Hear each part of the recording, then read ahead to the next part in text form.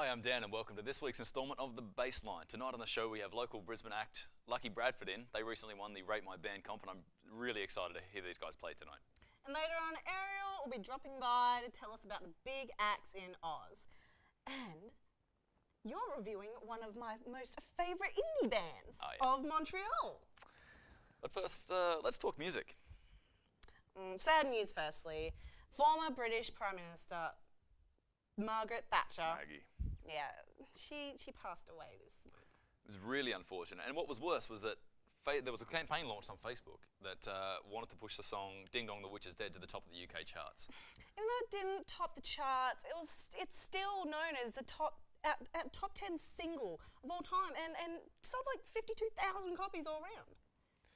That's wild. I mean, okay, what else is in the news? Green Day's back.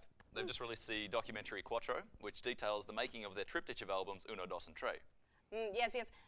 I'm so glad Green Day is back into touring after Billy Joe Armstrong's time in rehab, after his outburst at the iHeart Music Festival, something that the band would really like to forget. And for those who haven't seen it, I've been around since fucking 1980 fucking 8. And you're gonna give me 1 fucking minute? You gotta be fucking kidding me! You fucking kidding me? What the fuck? I'm not fucking Justin Bieber, you motherfuckers! And for those of you playing at home, the answer is A, cocaine. I just love how his bassist destroys his guitar, knowing that BJ is off his face. True friendship there. Yeah, bros before bass, apparently. Now, what I find really interesting is that Armstrong mentioned Justin Bieber. Is another guy who's been in the news recently for all of the wrong reasons. And I mean, the latest story is a really, really awkward visit to Anne Frank house in Amsterdam, where he left an unusual message in the guest book. Yeah, the pop star writes, truly inspiring to come here. Anne was a great girl. Hopefully, she would have been a believer. How much do we hate Justin Bieber? So much. But it's not just the arrogance, it's the fact that he used the word believer in a guest book at Anne Frank house. Yeah. And as to be expected, all social media sites, Twitter, Facebook, took pleasure in these poorly noted words. And I mean, even celebrities were getting in on the act. My favourite tweet, I guess, comes from Ricky Gervais, who wrote, "I agree with Justin Bieber. Anne Frank would have loved his stuff. It's perfect for being played really, really quietly so that no one can hear." But enough about that hack. As usual, Ariel is here to talk all things music with us.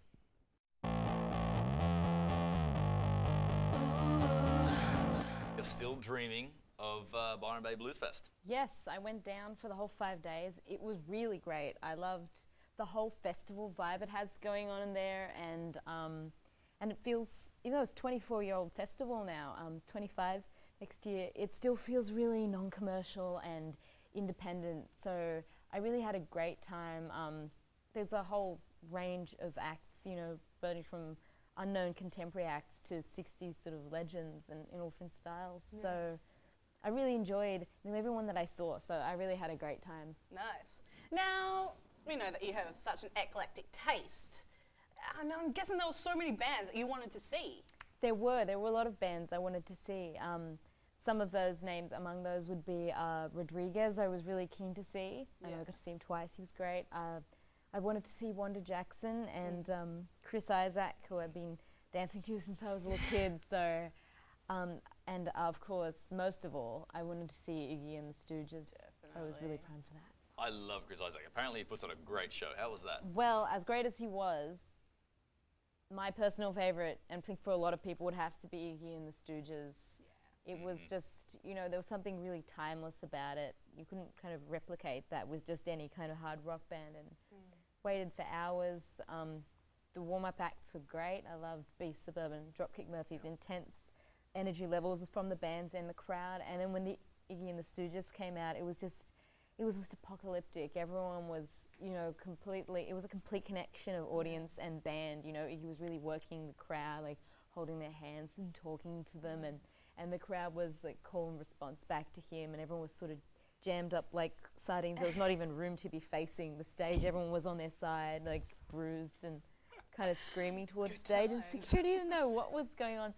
So then Iggy's like, "Oh, hi, my name's Iggy. What's your name?" And we called out our names respectively, and he's like, "Well, now that we know each other, why don't you just jump up on stage and party with the Stooges?" So me and my sister just jumped straight over the barricade, and we got up there. So Yeah, we actually have a little bit of footage of something this. might have happened. Oh dear.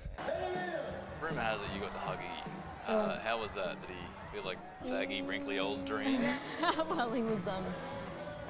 Well, he felt like a snake, like a python, because he was all kind of really like kind of hard, but then his skin was slipping around all over the place, and I just sort of kind of surprised him. I took him by surprise, and he kind of just grinned in my face. He was really Taking happy. it. I was just like, that was everything I needed to do up there, so I was like, got that sorted. Awesome. Noted. Well, thanks, Ariel. Now, I'm going to rush off to the basement, but I'm going to leave you all here with Dan, who's going to review the weekly album.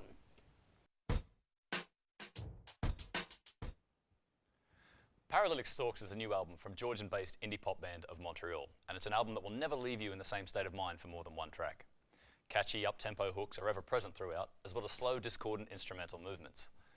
On the surface, Paralytic Storks only offers a humble 9 tracks, but the whole album racks up a runtime of an hour. Despite the record's infectious melodies and use of synthesizers, frontman Kevin Barnes abandons pop music conventions on nearly every song. The prolific Kevin Barnes, who very rarely gives his fans glimpses into his personal life, spills his guts this time around.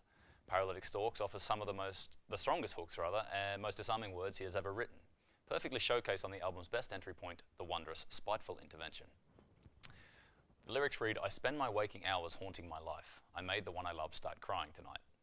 Critics have described the music as difficult and say it makes more sense to its creator than to the masses. The reason why this personal anguish exists in commercial form at all is that there is something all-embracing to be shared with the world in this fierce mess of a record. Here's the thing. At the end of the day, Kevin Barnes is really trying to make good pop. Paralytic Storks is just that, whether it be over the top or not. For listeners who are still on the fence about purchasing the album, I recommend they sample Ye Renew the Plaintiff and Wintered Debts. It's now available on either vinyl or CD on polyvinyl.com, and it's an album so nice, I bought it twice. Now back to Eileen down in the baseline basement.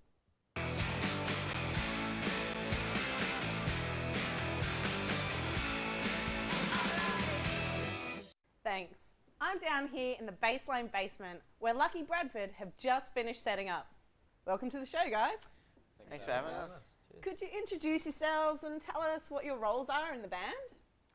My name's Jack. I play drums and write lyrics and help write the songs. My name's Dave, and I'm the lead singer and one of the guitarists, and I also write some of the songs and lyrics. And my name's Andy, and I play the guitar. And this is Liam, and he's our bassist. So when did you all first get together?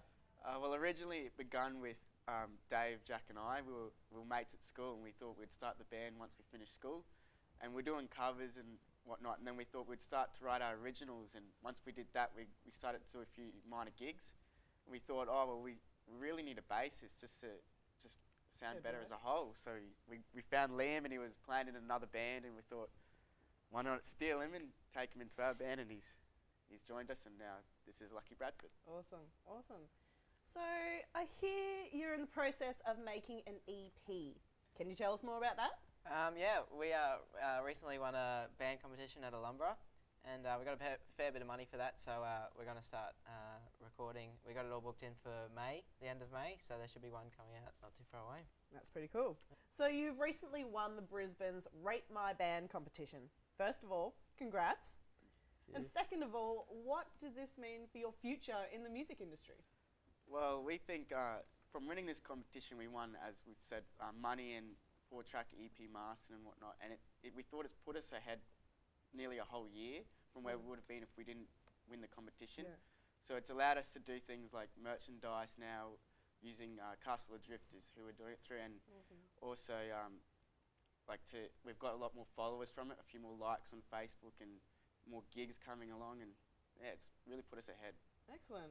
Well, thanks for dropping by Baseline today, guys. Here to sing us off with our latest song, Run. Check them out on Facebook. Lucky Bradford.